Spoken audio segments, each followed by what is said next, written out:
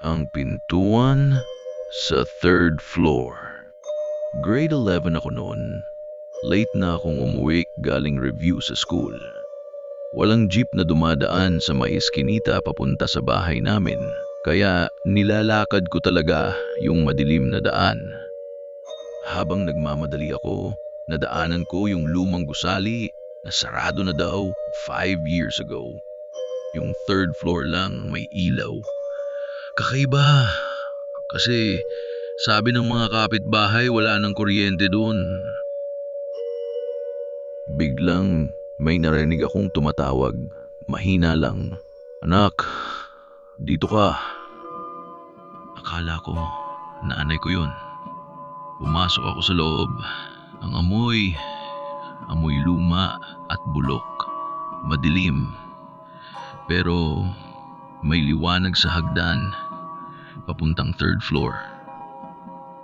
Habang umaakyat ako, bawat hakbang ko parang may sumusunod sa likod ko. Paglingon ko, wala naman. Pero naririnig ko pa rin yung paghingal.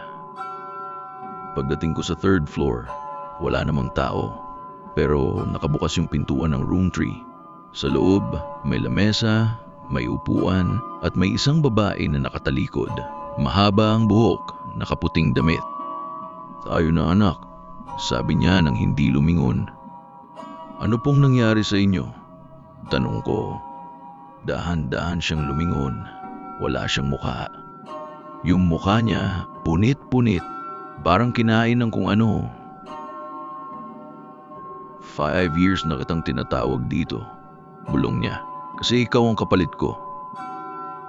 Biglang nagsara ang pinto sa likod ko. Kinabukasan, nakita ako ng guard sa labas ng gusali. Wala daw akong malay.